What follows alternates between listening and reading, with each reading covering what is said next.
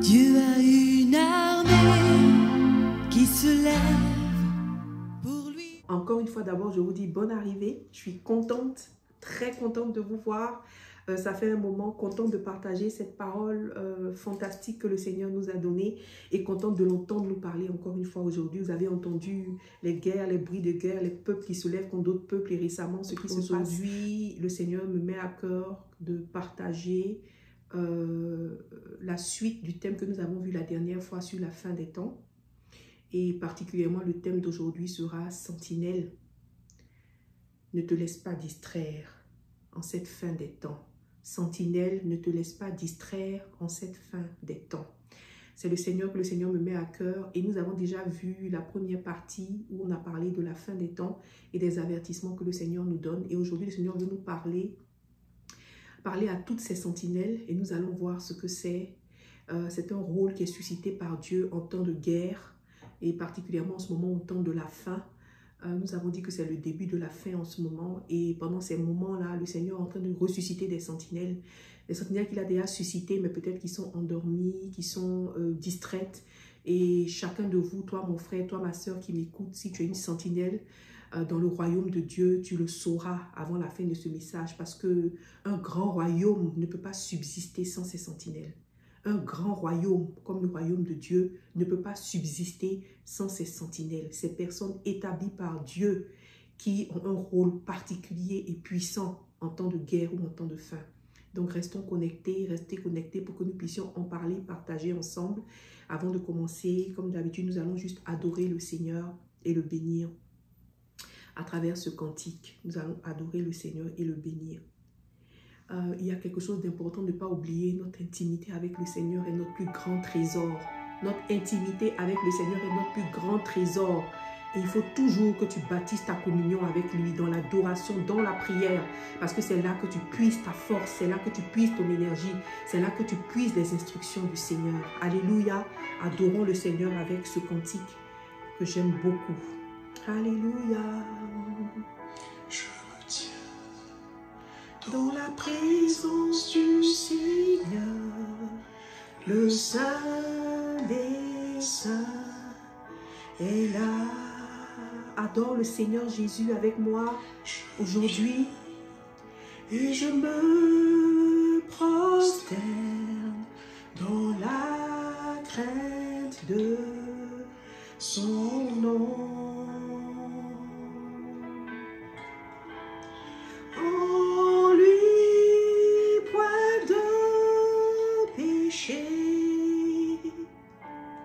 Dans le lieu saint, nous sommes. Je me tiens dans la présence du Seigneur, le Saint des Saints est là. Prosterne-toi devant le Seigneur, que ton âme, ton esprit se prosterne devant le Seigneur et le reconnaisse comme Dieu au-dessus de tout. Alléluia. Oh, dans la présence du Seigneur, le Saint des Saints est là. Je viens et je me prosterne dans la crainte de son nom.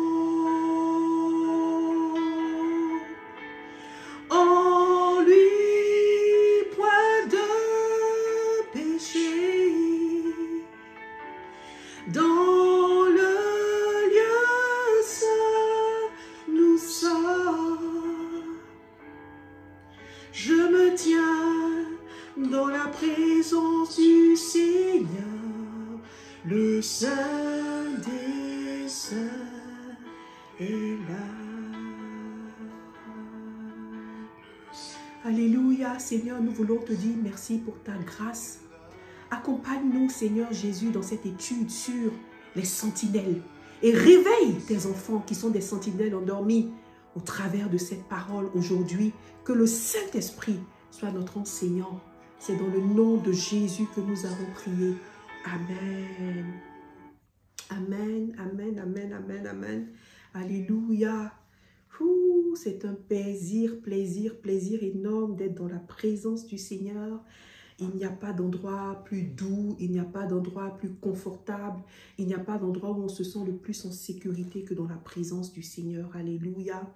Aujourd'hui, laissons le Seigneur nous parler à nous qui sommes des sentinelles pendant ces temps de la fin. Et le thème aujourd'hui, c'est sentinelle. En cette fin des temps, ne te laisse pas distraire. Et je te prie de rester connecté parce que le Seigneur a une parole pour toi aujourd'hui. Il a une parole pour moi. Allez. Alors, on va commencer ce thème, les sentinelles. C'est quoi des sentinelles? Est-ce qu'on est des sentinelles? Est-ce qu'on ne l'est pas? Souvent, dans la famille de l'Éternel, on a beaucoup parlé des dons. Et nous allons parler des dons que le Seigneur a donnés à ses enfants. Mais il y a aussi des rôles et des responsabilités qui sont différents des dons. Donc, nous allons commencer l'introduction en parlant de la différence entre les dons que le Seigneur donne pour le service, pour le ministère. Nous allons voir ces dons que vous connaissez, d'accord? Mais nous allons parler également et voir la différence entre ces dons-là qui sont donnés pour le service, ces talents que le Seigneur Jésus a donnés, et les rôles et les responsabilités que Dieu suscite à certaines saisons. D'abord de la différence entre les rôles ou les responsabilités et les dons et les talents. Alléluia. Et pour ce faire, nous allons lire Éphésiens chapitre 4 et nous allons lire à partir du verset 7, qui sera un de nos passages de base. Éphésiens chapitre 4 à partir du verset 7 jusqu'au verset 16. Et je vais lire rapidement ce passage avant que nous commencions à l'étudier. Cependant, chacun de nous a reçu un don particulier, l'un de ceux que le Christ a généreusement accordé. Il est dit dans l'Écriture. Alors retenez cette phrase. Cependant, chacun de nous a reçu un don particulier. Amen. Il est dit dans l'Écriture, verset 8, quand il est monté vers les hauteurs, il a capturé les prisonniers, il a fait des dons aux hommes. Retenez cette phrase, il a fait des dons aux hommes. Verset 9, or, que veut dire il est monté? Cela présuppose qu'il est aussi descendu dans les régions les plus profondes de la terre. Celui qui est descendu est aussi celui qui est monté au plus haut des cieux afin de remplir tout l'univers. C'est lui qui a fait des dons particuliers aux hommes. Encore une fois, c'est lui qui a fait des dons particuliers aux hommes. Des uns, il a fait des apôtres. D'autres, il a fait des prophètes. D'autres encore, des évangélistes, des pasteurs ou des enseignants. Retenez cette phrase, il a fait, d'accord? Il a fait des dons.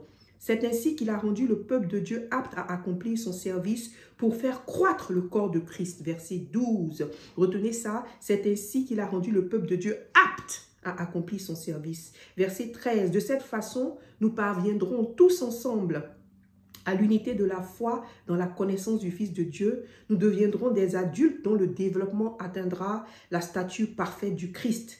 Alors nous ne serons plus des enfants emportés par les vagues ou le tourbillon de toutes sortes de doctrines, trompés par des hommes recourant à la ruse pour entraîner les autres dans l'erreur. Au contraire, en proclamant la vérité avec amour, nous grandirons en tout vers le Christ qui est la tête. C'est grâce à lui que le corps forme un tout solide, bien uni par toutes les articulations dont il est pourvu. Ainsi, lorsque chaque partie fonctionne comme elle doit, le corps entier grandit et se développe par l'amour. Retenez cette phrase, ainsi, lorsque chaque partie fonctionne comme elle doit, le corps entier grandit et se développe dans l'amour. Amen. Alléluia. Donc, si vous regardez ce passage de Éphésiens chapitre 4, versets 7 à 16, le Seigneur Jésus-Christ, l'apôtre Paul est en train de dire aux Éphésiens que le Seigneur Jésus-Christ, lorsqu'il est mort et il est ressuscité, il a fait des dons aux hommes. Donc, ces 5 dons que le Seigneur a fait, que souvent nous appelons ministères, je pense que c'est un lapsus parce que ce sont des dons. Ce sont des dons, ce sont des talents que le Seigneur a donnés. Donc, il y a celui d'apôtre, celui de prophète, celui d'être évangéliste, alléluia, celui d'être pasteur et celui d'être enseignant ou docteur. Donc ces 5-là, ce sont des dons que le Seigneur Jésus-Christ a fait. Alors le verset 7, chacun de nous a reçu un don particulier. D'accord? Donc première chose importante, ce sont des dons, ces 5 éléments. Ce ne sont pas, donc tu peux avoir un don et ne pas l'exercer. D'accord? Donc, ce sont des dons que le Seigneur Jésus a fait. La deuxième chose très importante que je voudrais qu'on retienne dans ce passage, c'est le verset 7. Chacun de nous a reçu un don particulier. Chacun de nous a reçu un don particulier. Donc, chacun de nous, enfants de Dieu, a reçu un don. Donc, si tu es un enfant de Dieu, tu as un don parmi les 5. Tu as forcément un don d'apôtre, tu as forcément un don d'évangéliste ou bien un don d'évangéliste. Tu as forcément un don de pasteur ou bien tu as un don d'enseignant. D'accord? Tu as forcément un de ces dons. Et c'est ce que la parole de Dieu dit. Et il le redit encore au verset 10 et au verset 11 et au verset 12. Il dit, chacun de nous a reçu un don. Alléluia. Donc ça, c'est très important. Tu n'es pas exempt, tu as un de ces dons-là. Prophétie, apostolat, évangéliste, etc. L'autre chose que je voudrais qu'on retienne, c'est pourquoi. Pourquoi est-ce que le Seigneur a fait ces dons? Et quand vous lisez, ici, où le verset 11 dit, c'est lui qui a fait des dons particuliers aux hommes. Quand vous lisez la raison, la Bible nous dit ici, dans ce verset, que celui qui a fait les dons aux hommes, il nous les a fait pour nous rendre aptes à accomplir son service, pour nous faire grandir. Donc, ces 5 dons-là, quand le Seigneur nous donne, versets 12 à 14, on peut le voir dedans, c'est pour nous faire grandir, pour nous rendre aptes. La Bible dit au verset 12, c'est ainsi qu'il a rendu le peuple de Dieu apte à accomplir son service pour faire croître le corps du Christ. Donc, sans ces dons, on ne peut pas être apte pour le service. Donc, si tu veux servir le Seigneur, ou si tu sers le Seigneur dans l'endroit où tu es planté, que ce soit dans ta communauté, dans ton travail, dans ton environnement, dans ton quartier, dans ta famille, tu ne peux pas servir, tu ne peux pas être apte à servir le Seigneur si tu n'utilises pas ce don que le Seigneur t'a donné. Parce qu'il t'a forcément donné un don, comme on l'a dit au début. Donc, tu dois forcément utiliser un de ces dons pour pouvoir le servir, pour être apte. Donc, si tu le sers et que tu n'exerces pas ce dont tu ne l'utilises pas, il y a quelque chose qui manque dans ton service. Donc, il faut retenir ça. C'est la parole de Dieu qui nous le dit. Alléluia. Donc, en exerçant et en utilisant ces dons-là, qu'est-ce qu'on fait? On devient adulte. Parce qu'il nous dit ici, de cette façon, verset 13, nous parviendrons tous ensemble à l'unité de la foi. Nous deviendrons des adultes dont le développement atteindra la stature parfaite de Christ. Donc, c'est en exerçant les dons ou le don que le Seigneur nous a donné qu'on grandit et qu'on devient adulte dans le Seigneur, capable d'avoir un impact dans le royaume de Dieu. Donc, si tu n'exerces pas un de ces dons, tu n'es pas en train d'avoir de l'impact comme le Seigneur le veut. Alléluia, parce que tu as forcément un de ces dons. J'ai un de ces dons. Amen. Pourquoi est-ce que le Seigneur a donné ces dons? C'est une autre question qui est importante à se poser. Pourquoi le Seigneur a donné ces dons? On lit Éphésiens 4, versets 12 à 14. Ici, c'est encore clair de pourquoi. Et il me dit ici que c'est pour accroître le corps de Christ. Alléluia. Pour accroître le corps de Christ. Alléluia. Et ça, c'est très, très important. La raison pour laquelle le Seigneur a donné ces dons, c'est pour accroître le corps de Christ. Et si vous lisez le passage, vous le voyez dedans au verset 12. C'est ainsi qu'il a rendu le peuple de Dieu apte à accomplir son service pour faire croître le corps de Christ. Donc, pour que des personnes se donnent au Seigneur, pour que le corps de Christ puisse s'agrandir et que les âmes sauvées puissent s'agrandir, puissent augmenter, il faut que nous puissions, chacun de nous, d'abord savoir le don que nous avons ou les dons que nous avons parmi les 5 et 2, exercer ces dons pour grandir d'abord nous-mêmes et ensuite pour accroître le corps de Christ. Donc, si tu n'es pas en train d'exercer l'un de ces dons que le Seigneur t'a donné, tu n'es pas en train de contribuer à l'accroissement du corps de Christ. Amen. Et le dernier élément que je voudrais retenir dans ce passage en introduction et du passage, c'est quelles sont les conséquences si on n'exerce pas nos dons? Quelles sont les conséquences si on peut-être ne sait pas ou si on ne les exerce pas, nos dons? Si vous lisez le verset 15 et 16, la Bible dit, c'est grâce, d'abord, verset 15, au contraire, en proclamant la vérité avec amour, nous grandirons en tout vers le Christ qui est la tête. On avait déjà dit que ces dons, exercer les dons que le Seigneur nous a donnés, nous font grandir. Et le verset 16 dit, c'est grâce à lui que le corps forme un tout solide, bien uni par toutes les articulations dont il est pourvu. Ainsi, lorsque chaque partie fonctionne comme elle doit, le corps entier grandit et se développe par l'amour. Quand chaque partie fonctionne comme elle doit, donc nous sommes tous un corps. Il y a des articulations et il y a des parties. Donc, lorsque nous exerçons nos dons, nous grandissons, nous contribuons à faire accroître le corps de Christ. Mais au-delà de tout, chaque partie a un rôle particulier. Et c'est le corps dans son ensemble qui fonctionne bien lorsque chaque partie fonctionne bien. Donc, si toi ou moi ou l'un d'entre nous n'exerce pas son don pour le service, il est en train de rendre le corps de Christ défaillant, handicapé. Donc, en n'exerçant pas le don, on rend le corps de Christ handicapé. Il devient faible à cause de nous, cette partie qui ne fait pas ce pourquoi elle a été établie. Alléluia. Donc, si tu ne rends pas, si tu n'exerces pas ton don, tu rends le corps du Seigneur handicapé parce que la partie que toi tu es dans le corps n'est pas fonctionnelle. La partie que je suis n'est pas fonctionnelle si je n'exerce pas le don. Et c'est quelque chose qu'il faut vraiment faire rentrer dans notre esprit. Quel que soit ce que nous faisons dans cette vie, quelles que soient nos occupations, notre travail, ce que nous faisons pour nos familles, ce que nous faisons dans l'église et tout, à la fin de la journée, à la fin de tout ça, si en fait tu n'exerces pas le don que le Seigneur t'a donné parmi les 5 dons, les 5 talents qu'il a distribués à l'église, si tu n'en exerces pas un, tu rends le corps défaillant parce que ta partie là ne fonctionne pas. Donc, tu ne veux surtout pas être la raison pour laquelle le corps de Christ est défaillant. Et moi non plus, parce que c'est le corps de Christ qui emmène le salut et qui sauve les âmes, qui emmène le royaume de Dieu sur terre. Et tu ne veux pas être une raison pour laquelle ce corps-là ne travaille pas. Tu ne veux pas que ta partie, toi, soit pas fonctionnelle. Et ça, c'est important. Donc, c'est juste une introduction à ce stade-là pour dire que, en termes d'introduction, ce qui concerne le service, les dons que le Seigneur nous a donnés, il faut déjà se rendre compte de ce que c'est que les 5 éléments que Dieu a donnés, ces 5 aspects, ces 5 talents que le Seigneur a, ce sont des dons. Ce ne sont pas des rôles ou des responsabilités, on verra ce que c'est. Et il faut savoir que nous avons chacun reçu un de ces dons-là. Oui, nous avons chacun de nous a reçu un au moins de ces dons. Et c'est la parole de Dieu qui le dit. Et si on a reçu un de ces dons-là, on doit l'exercer pour grandir d'abord nous-mêmes et pour faire grandir le corps de Christ. Et si on ne le fait pas, on est en train de faillir et on est en train d'handicaper le Seigneur. On est en train de travailler en fait contre le royaume, même si on ne fait rien. Donc il y a une différence entre le rôle et le don. Et dans cette petite introduction, je voulais seulement qu'on puisse déjà se rendre compte de ce que c'est que les dons, les 5 dons que le Seigneur a donnés. La responsabilité ou le rôle, par contre, c'est une occupation. C'est quelque chose que le Seigneur te donne, il t'établit à faire cela. Ou bien les hommes t'établissent à faire cela, c'est un rôle. D'accord? C'est une responsabilité, c'est un travail, c'est une occupation. Alléluia. Donc nous-mêmes, comme ce qu'on est en train de travailler pour le Seigneur, nous devons être conscients de savoir quel est mon don.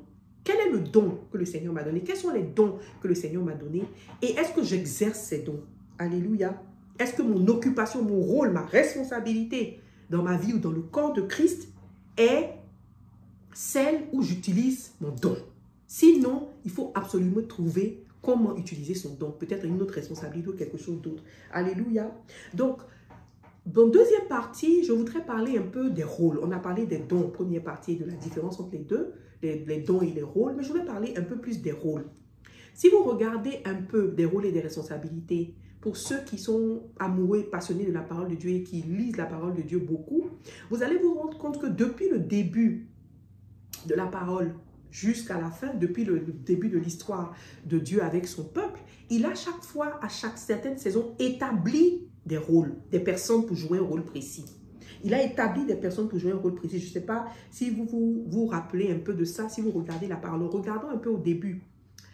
Vous allez voir qu'il y a eu des patriarches qui ont été établis. C'était des personnes vraiment au début de l'histoire de Dieu avec l'homme, que Dieu a associé, avec qui il avait une relation particulière. Des personnes avec qui il avait fait une alliance et dont la famille et les héritiers faisaient partie de cette alliance-là. D'accord? Donc, c'était des individus avec qui Dieu avait fait une alliance particulière et il respectait cette alliance-là et il leur demandait aussi de faire des choses pour lui. C'était des personnes qui avaient une promesse rattachée à leur vie, qui avaient une relation particulière avec Dieu, les patriarches. Et c'est eux qui ont été les descendants. C'est avec eux que Dieu a fait une alliance et cette alliance a été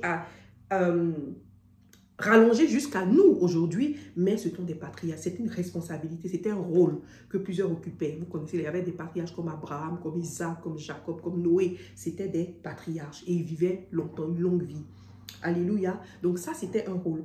On va regarder un peu au cours de l'histoire. Ensuite, si vous vous rappelez bien, le Seigneur a suscité aussi, il y avait aussi le Seigneur a suscité des juges. Si vous vous rappelez, en certaines saisons, ça c'était des saisons de temps de guerre où le peuple de Dieu était éprouvé. Et si vous vous rappelez, les juges, c'est un peu comme des libérateurs que le Seigneur a suscités. Si on lit Juges chapitre 2, verset 16, vous verrez que l'Éternel suscita des juges, et je lis, l'Éternel suscita des juges afin qu'ils délivrassent Israël de la main de ceux qui les pillaient, pardon. Donc Dieu a suscité des juges pour délivrer, c'était des libérateurs, les juges. C'était vraiment des libérateurs. Si on lit encore Juges chapitre 2, verset 15, je vais lire versets 9 et 15, c'est pas mal, Juges chapitre 2, verset 9 et 15, qui dit, 2, verset 9, ah non, Juges chapitre 3, pardon, verset 9 et 15, excusez-moi, chapitre 3, verset 9 et 15, ils appelèrent alors le Seigneur au secours et celui-ci leur envoya pour les libérer Othniel, fils de Kénaz, le frère cadet de Caleb.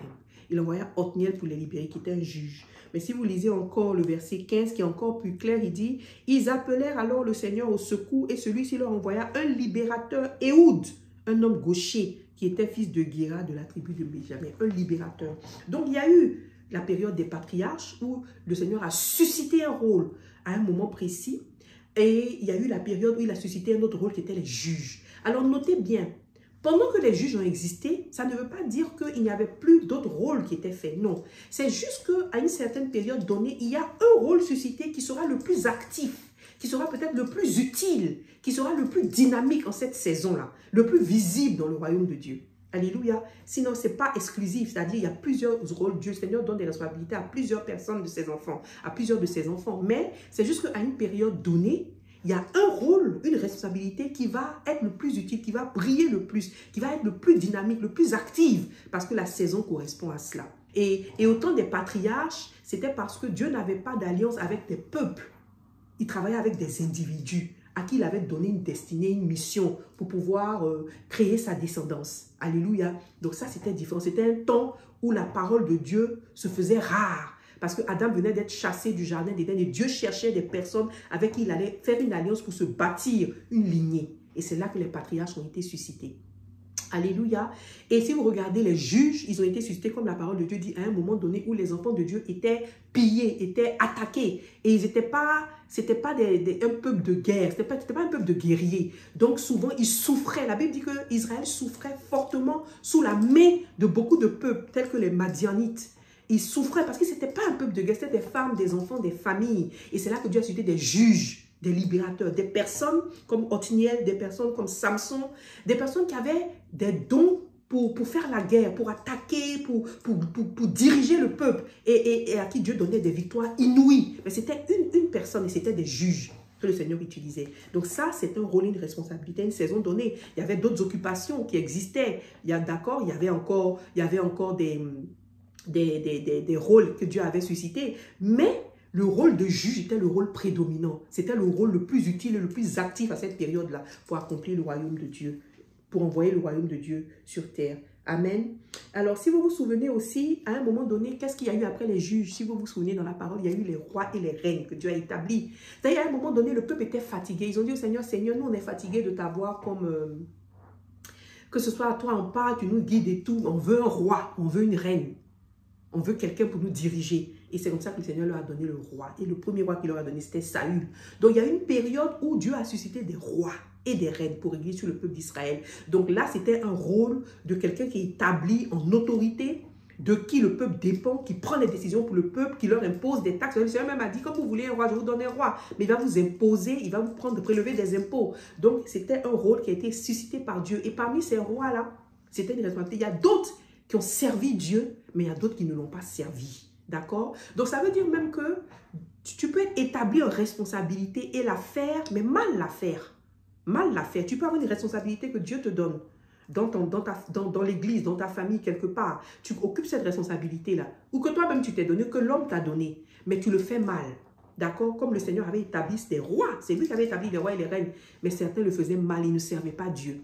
Amen. Donc, il y a eu les rois et les reines, des hommes et des femmes d'État. Il y a eu un moment donné où le Seigneur a suscité des prophètes. Amen. Et en général, ils ont vécu à peu près à la période aussi des rois, des prophètes. Et ce sont les personnes que Dieu a suscitées pour donner la parole de Dieu au peuple, ou donner la parole de Dieu aux rois, conseiller les rois. Donc, c'était les prophètes, des gens avec qui Dieu parlait directement. Amen. Il y a eu des moments où le Seigneur a suscité des officiers et des généraux.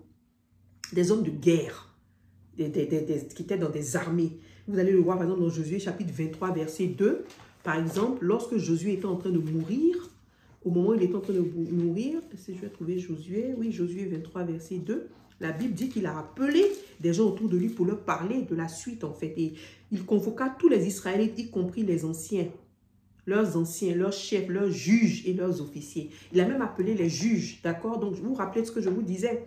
Je vous disais que même à une période donnée où il y a un rôle qui prédomine, il y a par exemple d'autres rôles qui existent comme les juges, les officiers et tout ça qui existait déjà au temps de Josué. Mais vous allez voir qu'ils ont commencé à être dynamiques et très actifs en temps de guerre sous les rois. C'était là où ce rôle a été le plus dynamique, le plus actif, où il y a eu des officiers qui ont commencé à servir les rois. Vous vous rappelez que je crois comme Joab, si je ne m'abuse, des chefs de guerre, des chefs d'armée, des généraux. David même était un général, mais en même temps il était roi aussi. Alléluia, il était un officier de guerre. Il y a eu beaucoup d'officiers de guerre, beaucoup de généraux que Dieu a suscités pour aider son peuple. Alléluia, et c'était une saison particulière. Il y a eu également des leaders du peuple. Hein. Je ne vais pas autant de Néhémie, d'Esdras, quand le peuple était exilé, le Seigneur a suscité des leaders qui ont mené le peuple à venir et à revenir en Israël pour reconstruire le temple, par exemple. Il y a eu des constructeurs, il y a eu la saison des sacrificateurs, vous vous rappelez. Donc, ça, ce sont des rôles et des occupations que Dieu établit, que Dieu suscite. Alléluia, que Dieu suscite par rapport à une saison donnée. Amen. Donc, je veux qu'on revienne maintenant un peu à nous. À nous. Rappelez-vous, on a parlé des dons que le Seigneur nous a donnés, que chacun de nous a un don. Mais il y a aussi des rôles que Dieu suscite à des saisons précises. Et aujourd'hui, on avait parlé de ça la dernière fois et chacun de vous en est conscient, nous sommes dans les temps de la fin. Avec les news, quand on entend les actualités, on sait qu'on est temps de la fin. Et dans cette saison de la fin, le Seigneur également est en train de susciter. Il est en train de susciter des rôles particuliers. Bien évidemment, ces temps de la fin, c'est quoi? C'est des temps de la fin du monde, mais c'est des temps de guerre qui se préparent entre le royaume de Dieu et le royaume du diable. Vous avez vu Apocalypse et Daniel, comment la fin du monde a été décrite. C'est un temps de guerre entre le royaume de Dieu et le royaume du diable, où bien sûr, le royaume de Dieu sortira vainqueur. En parenthèse, c'est pour ça que chacun de nous doit occuper sa place dans le corps, pour pouvoir jouer notre rôle. Donc, c'est des temps de guerre. Et en ces temps de guerre, vous vous souvenez qu'un rôle qui était prédominant en temps de guerre, c'était les officiers, les chefs de guerre. C'était les généraux. Et au jour d'aujourd'hui, il y a des généraux spirituellement. Il y a des personnes parmi nous qui sont établies comme généraux. Et peut-être que des grands hommes de Dieu, certains sont généraux. Je sais que vous en connaissez. Parce que dans l'armée, à eux seuls, ils conduisent des armées et ils peuvent bousiller, vraiment détruire beaucoup dans le camp de l'ennemi. Donc, il y a des hommes de Dieu qui sont des généraux. Il y a des femmes qui travaillent pour le Seigneur qui sont des généraux dans l'armée, des chefs de guerre, des gens qui sont guerriers, qui luttent par la prière. Alléluia. Et à qui Dieu a donné des dons et qui conduisent le peuple, qui conduisent l'armée de l'Éternel. Il y a des généraux dans ces temps de la fin. Et je pense que le Seigneur suscite les officiers de guerre en temps de guerre. Et à cette fin des temps, je sais que le Seigneur est en train de susciter des généraux. C'est pour ça que vous voyez qu'il y a beaucoup d'hommes de Dieu aussi, bien qu'il y a beaucoup d'hommes de Dieu, beaucoup d'églises qui sont des arnaques, mais il y a aussi beaucoup d'hommes de Dieu qui font le travail de l'Éternel, qui font avancer le royaume et qui sont des généraux, des géants dans l'armée de l'Éternel. Il y en a beaucoup. Que le Seigneur bénisse ces hommes de Dieu-là et qui vraiment leur donne d'avoir du soutien pour continuer le royaume. J'en ai connu personnellement. Et je bénis les seigneurs d'avoir croisé leur chemin parce qu'ils m'ont communiqué l'amour de Dieu et la passion pour le royaume. Alléluia. Donc, il y a des généraux qui sont suscités en ces temps de la fin. Mais aujourd'hui, je voudrais qu'on se focalise sur ceux qui ne sont pas généraux, mais qui sont peut-être des sentinelles. Ce sont des rôles. Un rôle que Dieu suscite en temps de guerre, la sentinelle. Alléluia. C'est quoi une sentinelle? C'est quoi une sentinelle? Et c'est ce que je veux qu'on voit. Et c'est de ça qu'on va parler dans les 20 prochaines minutes. La sentinelle. Ce n'est pas un rôle aussi visible que les généraux, les géants dans l'armée qui ont de grandes églises et qui gagnent des âmes au Seigneur, qui font des campagnes d'évangélisation, vraiment des géants de le royaume. C'est vrai, c'est un rôle différent, la sentinelle. Elle n'est pas aussi visible. À la limite même, les sentinelles qui travaillaient pour Israël, qui partaient se mettre, parce qu'ils se mettent en hauteur. Qu'est-ce qu'ils font la sentinelle? Ils se mettent en hauteur, ils regardent et ils avertissent le peuple ou l'armée du danger qui arrive. Alléluia. Donc, ce n'est pas un rôle que tout le monde connaît. Peut-être les gens ne connaissent pas les sentinelles. C'est seulement si vous êtes attentif, mais ce n'est pas un rôle visible, ce n'est pas un rôle, non. Mais c'est un rôle hyper important. Aucun royaume ne peut subsister sans ses sentinelles. C'est quoi une sentinelle? On va lire Ézéchiel chapitre 3, verset 17. Si vous lisez Ézéchiel 3, 17, la Bible dit, « Fils de l'homme, je t'établis comme sentinelle sur la maison d'Israël. Tu écouteras la parole qui sortira de ma bouche et tu les avertiras de ma part. » Amen. La sentinelle est établie dans le royaume de Dieu pour écouter la parole qui sort de la bouche de l'Éternel et avertir le peuple. Ou bien pour écouter les avertissements et avertir le peuple. Voilà le rôle de la sentinelle. Donc, elle a un rôle de deux sortes. Elle écoute d'un côté le Seigneur, connectée au Seigneur, en communion avec Dieu, et elle communique ses paroles et ses avertissements au peuple de l'autre côté. Donc, elle est un intermédiaire, elle est une sorte d'alarme, la sentinelle. Donc, la communication, soit par la parole, soit par des cris, par des écrits d'enseignement, soit par de la musique, par des chants, véhicule un message. Elle véhicule un message. La sentinelle est alerte et elle surveille. Amen. Donc, la Bible dit ici, Ézéchiel 3, 17, le Seigneur établit. Donc, une sentinelle, c'est une personne, un enfant de Dieu établi, connecté et en communion constante avec le Seigneur, qui reçoit des messages du Seigneur et communique ces messages-là pour avertir le peuple de Dieu. Alléluia. Alors ça, c'est le rôle. Et n'oublions pas, la sentinelle peut avoir forcément un don, qui peut être un don de prophétie. Le Seigneur lui donne des paroles de prophétie qu'elle donne, qui peut être un don d'apostolat, qui peut être un don de pasteur, qui peut être un don d'enseignant de la parole. Elle a un don, mais le rôle qu'elle occupe, c'est un rôle de sentinelle dans le royaume de Dieu. Donc, rapidement sur les sentinelles. Première chose, la sentinelle est toujours placée à un endroit stratégique. En général, en hauteur, parce qu'elle est censée avertir. Donc, à l'époque, imaginez les guerres à l'époque, la sentinelle était toujours placée en hauteur, soit sur une colonne, un pilier, où elle est là, et puis elle peut voir ce que les autres ne voient pas. Donc, la sentinelle est placée à un endroit stratégique, où elle voit des choses que les autres ne voient pas. Amen. Et elle est en hauteur pour pouvoir avoir une bonne vue sur ce qui se passe. Alléluia. Donc, ça, c'est vraiment la première chose qui est importante. Comment savoir si tu es une sentinelle? C'est par les éléments que nous sommes en train de partager. Si tu es placé dans un endroit stratégique, alléluia, un endroit où le Seigneur te permet de voir des choses, de sentir des choses que les autres ne voient pas. Où le Seigneur, si tu es placé en communion étroite avec Dieu, où il te révèle des choses à toi qu'il ne révèle pas aux autres, en ces temps de la fin, tu es une sentinelle. Alléluia, tu as été établi comme sentinelle. Parce que la Bible dit, je t'établis comme sentinelle. C'est Dieu qui établit les sentinelles. Les hommes aussi établissent les sentinelles. Mais nous parlons aussi des sentinelles dans le royaume de Dieu. Alléluia. Et aujourd'hui, il y a des sentinelles des temps modernes.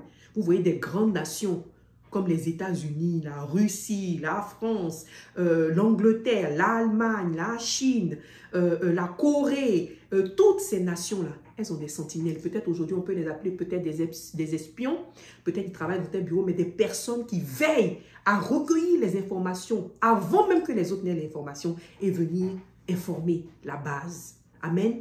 Et sans sentinelles, un royaume ne peut pas... Un grand royaume a des sentinelles très efficaces qui leur révèlent les choses avant qu'ils ne sachent. Donc, si tu es établi comme sentinelle dans le royaume de Dieu, que tu as un endroit stratégique où le Seigneur te parle, tu es une sentinelle et tu as un rôle stratégique. Tu n'es peut-être pas un géant dans le royaume de Dieu. Tu n'es peut-être pas un officier de guerre, un homme de Dieu, une femme qui a des grandes églises, qui accomplit des choses grandioses pour le Seigneur de façon visible.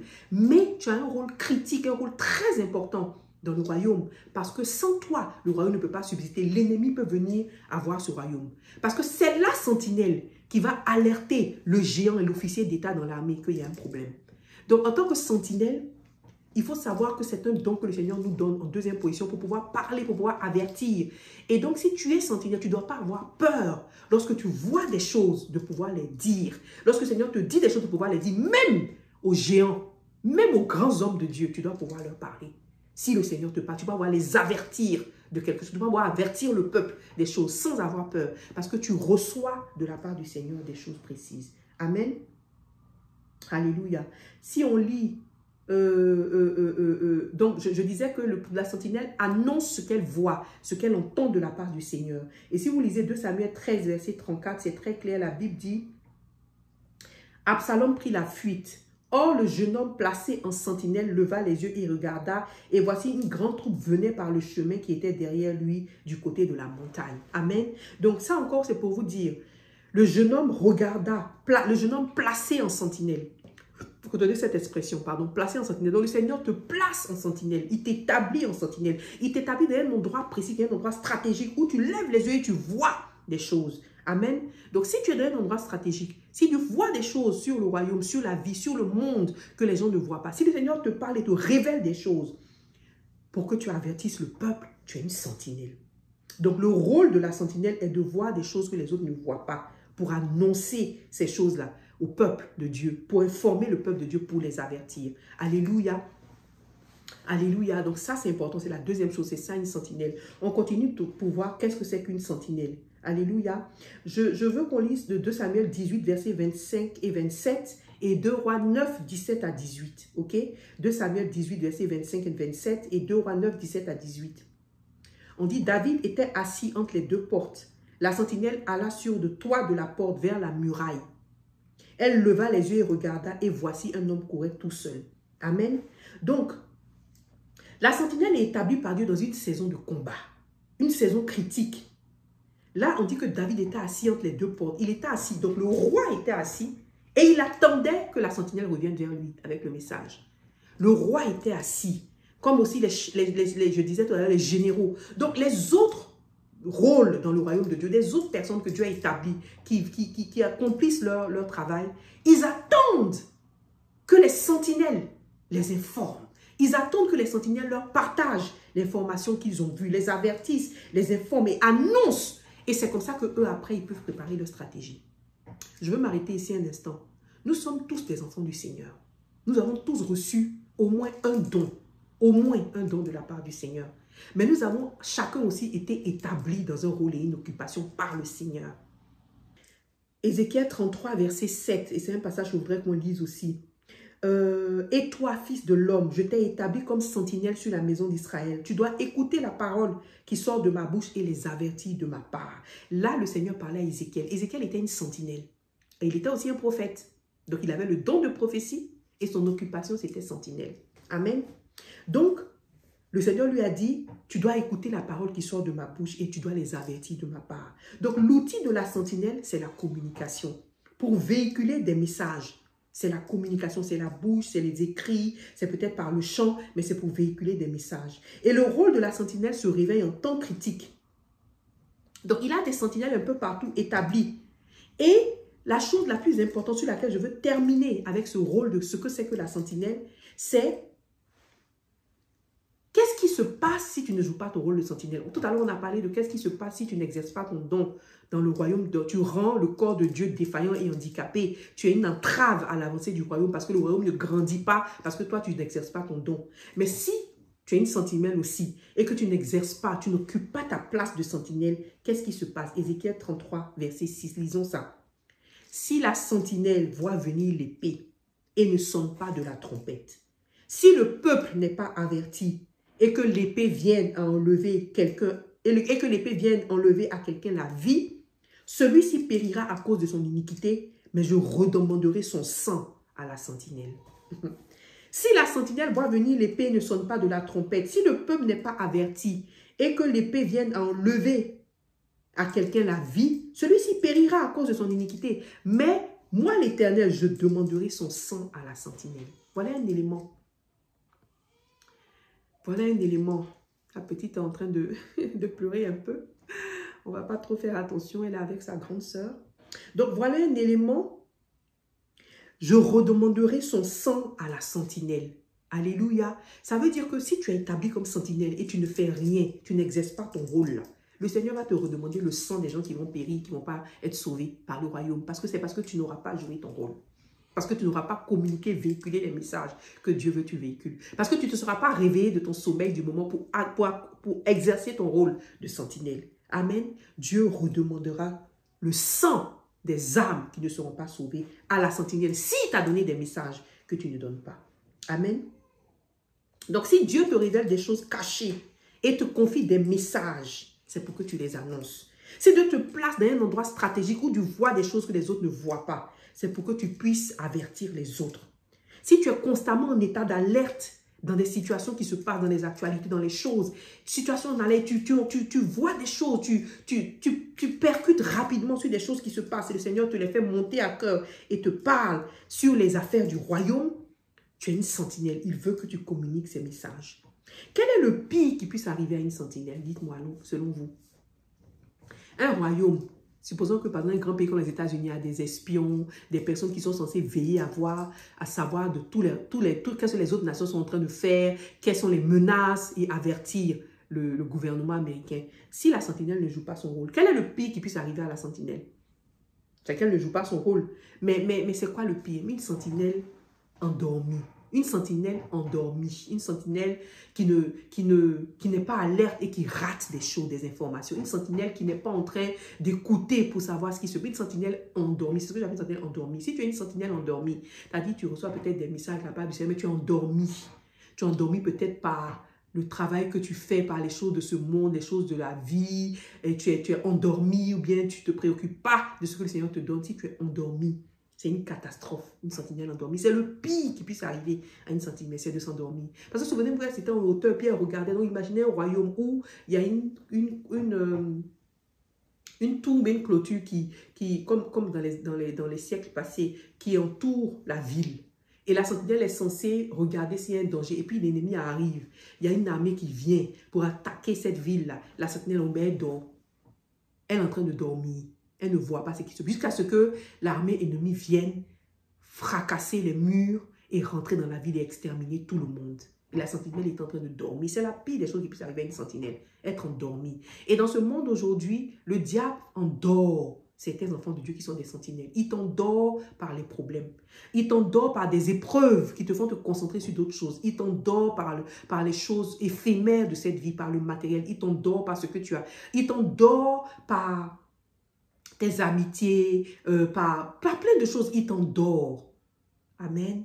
Ne nous laissons pas endormir. Si tu es une sentinelle établie par le Seigneur, tu le sais en m'écoutant, que tu as reçu peut-être un don du Seigneur et tu sais que tu es placé à un endroit stratégique, tu reçois des choses et tu dois avertir le peuple de Dieu. Si tu es une sentinelle et tu le sens en toi, c'est le moment de te réveiller. C'est le moment de te réveiller et c'est le message que le Seigneur veut que je te donne. Et c'est le message qu'il m'a donné. Il m'a dit, ma fille, c'est le moment de te réveiller. Je t'ai établi comme une sentinelle. C'est le moment de te réveiller, de véhiculer des messages. Alléluia. Ça, on s'en fout de combien de personnes reçoivent tes messages. Tu comprends? C'est pas ça qui est important. Combien de personnes écoutent tes chansons, combien de personnes écoutent ce que tu fais, ou bien lisent tes choses, ou bien combien de personnes t'écoutent quand tu avertis. Véhicule les messages que le Seigneur te dit de véhiculer et laisse le Seigneur disperser ta semence. Amen. Laisse le Seigneur disperser le message. Laisse le vent qui va créer disperser le message. Mais toi, joue ton rôle de sentinelle. N'handicape pas le royaume de Dieu. Joue ton rôle de sentinelle. Exerce ton don. Parmi les 5 dons, là, exerce celui que sache le don que tu as et joue ton rôle. Arrête. Réveille-toi. Réveille-toi de ton sommeil. Nous sommes à la fin des temps. Le Seigneur attend que tu réagisses. Sinon, il te redemandera le sang des âmes que tu vas perdre parce que tu ne les auras pas avertis. Amen. Quelle est la deuxième pire chose qui puisse arriver à une sentinelle? Vous vous rappelez, je vous ai dit, voilà une ville, une clôture, la sentinelle est au-dessus, et la sentinelle regarde s'il y a une armée ennemie qui veut, mais regarde s'il y a un problème. Quel est le pire? Une sentinelle distraite. Amen. Qu'est-ce qui peut distraire une sentinelle? Peut-être que la sentinelle qui est placée là-bas a faim. Ou bien même peut-être qu'elle a trop à manger, elle est en train de manger. Peut-être que la sentinelle, si c'est un homme en train de causer avec une femme qui le distrait, ou bien c'est une femme qui est en train de causer avec un homme. Peut-être que la sentinelle se préoccupe de ce qu'elle a laissé à la maison, sa famille. Peut-être que la sentinelle se préoccupe de plein d'autres choses, mais une sentinelle distraite. C'est l'une des pires choses qui puisse arriver à une sentinelle. Distraite. Et tu ne t'occupes pas d'avertir le peuple sur le danger, sur des choses que le Seigneur te révèle. Annoncer au peuple des choses. Annoncer aux hommes de Dieu des choses, aux géants, aux officiers de guerre. Annoncer au gouvernement du Seigneur des choses. Annoncer au peuple de Dieu des choses et les avertir. Parce que tu es distrait. Vous vous rappelez, le Seigneur a parlé de ça. Le Seigneur Jésus-Christ a parlé de ça. Quand il a parlé des serviteurs distraits. Amen. Quand tu es distrait par les choses de la vie. Et donc, si tu m'écoutes et que tu es une sentinelle, que tu sais que tu es distraite, tu as été distraite pendant longtemps, c'est le moment de te ressaisir parce que le Seigneur a besoin de ces sentinelles plus que jamais dans cette saison des temps de la fin. Un royaume, un grand royaume ne peut subsister sans ces sentinelles. Amen. Il faudrait que tu te demandes, est-ce que tu es une sentinelle? Parce que si tu es une sentinelle établie dans la maison du Seigneur, tu as été établie à un endroit stratégique, en ce moment-là, c'est ton temps de travailler pour Dieu. C'est ton temps de travailler pour Dieu, d'exercer ton don et de travailler dans ton ministère, d'occuper ta place. Parce que tu as des messages, tu as des informations que le peuple de Dieu attend, que les hommes de Dieu attendent, que les généraux attendent. Alléluia, en tant que sentinelle. Donc, il faut que tu regardes chaque élément de ce que la sentinelle est et que tu vois. Est-ce que tu es une sentinelle? Parce que nous sommes à un moment critique de la fin des temps. Les généraux, les hommes de Dieu, les gens sont en train de se débattre pour accomplir leur mission. Et toi, c'est vrai, peut-être tu travailles dans l'église, etc., etc. Mais je veux m'arrêter aujourd'hui par ce que le Seigneur me demande de te dire, qu'il m'a partagé aussi, c'est le rôle. Si tu as été établi en tant que sentinelle, tu es un élément incontournable pour le royaume de Dieu, pour la victoire du royaume de Dieu. Il faut que tu occupes ta place et que tu commences à partager avec les frères et les sœurs les messages que Dieu t'a donnés.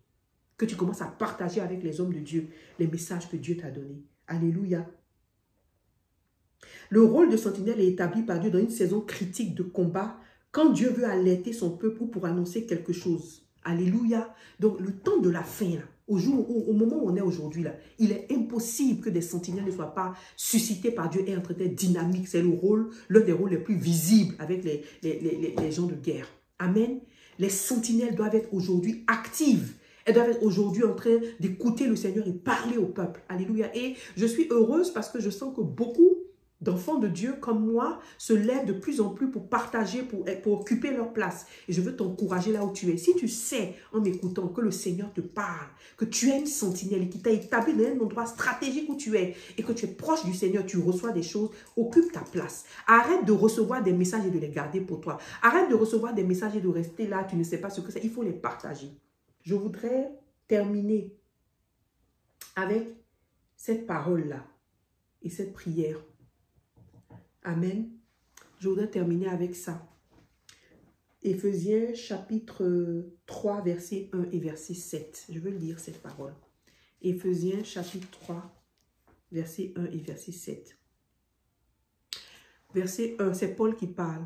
C'est pourquoi moi, Paul, j'adresse ma prière à Dieu. Je suis prisonnier au service de Jésus-Christ pour vous les non-juifs. Je suis prisonnier au service de Jésus-Christ pour vous les non-juifs. Et le verset 7, je suis devenu serviteur de la bonne nouvelle grâce à un don que Dieu dans sa bonté m'a accordé en agissant avec puissance. Je répète ce verset. Je suis devenu serviteur de la bonne nouvelle grâce à un don que Dieu dans sa bonté m'a accordé en agissant avec puissance. Donc l'apôtre Paul dit qu'il est devenu serviteur grâce à un don. Amen. Que Dieu lui a accordé. Il dit, je suis le moindre de tous les croyants. Pourtant, Dieu m'a accordé la faveur, cette faveur d'annoncer aux non-juifs la richesse infinie de Christ. Donc, l'apôtre Paul était apôtre pour les juifs. Un don que le Seigneur lui avait donné. Il était apôtre pour le Christ. Et il décrit son ministère en disant, je suis prisonnier. Je suis prisonnier au service de Jésus-Christ. Je suis prisonnier au service de Jésus-Christ. Et il avait une cible, les non-juifs. Donc, son service que Dieu lui avait donné, la cible de son service, la cible, en tant que les âmes qui devaient gagner, c'était les non-juifs. Il avait reçu un don pour cela, le don d'apostolat. Et il voyait son ministère comme étant prisonnier au service de Jésus-Christ. 3 choses importantes avec lesquelles je veux terminer. Pour nous, les sentinelles, si tu es sentinelle aussi en ces temps de la fin. La première chose, il y a un don que le Seigneur t'a donné. Amen. Il y a un don que le Seigneur t'a donné à exercer pour le royaume. Quel est ton don? Est-ce que tu as le don d'apostolat? Est-ce que tu as le don d'évangéliste? Est-ce que le Seigneur a fait de toi un prophète? Est-ce qu'il a fait de toi un pasteur? Est-ce que tu as le don d'être enseignant de la parole? Quel est ton don? L'apôtre Paul, deuxièmement, disait, je suis prisonnier pour le service. C'est-à-dire le service, la fonction, la responsabilité que Dieu lui a donnée, là, il considère qu'il était prisonnier de cette responsabilité. Il n'y avait rien d'autre qui comptait pour l'apôtre Paul. Prisonnier veut dire que tu le veuilles ou pas, tu fais le service, tu accomplis ta tâche. Que tu le veuilles ou pas, tu accomplis ta tâche, tu es prisonnier. Tu ne manges pas, tu ne dors pas, tu es en 4 murs juste parce que tu veux accomplir ta tâche. Il était prisonnier du service. C'est comme ça qu'il se voyait. Est-ce que tu es prisonnier de la tâche que le Seigneur te donne? Et quand le Seigneur t'établit dans un rôle, comme par exemple si tu es une sentinelle, le Seigneur t'établit comme sentinelle dans cette fin de temps, il te donne une cible. Demande au Seigneur de te révéler cela. Alléluia. Donc je voudrais terminer pour vraiment encourager les uns et les autres. Nous qui sommes des sentinelles, réveillons-nous, ne nous laissons pas distraire. Le moment est venu pour nous de prendre notre place et de jouer notre rôle dans le royaume de Dieu. Alléluia. Éternel des armées, je bénis ton nom pour ce message. Je bénis ton nom, Seigneur, pour tous ceux qui m'écoutent et pour moi-même. Éternel des armées, suscite davantage de sentinelles. Réveille, Seigneur, tes enfants endormis. Et éternel des armées, enlève toute distraction de leur vie.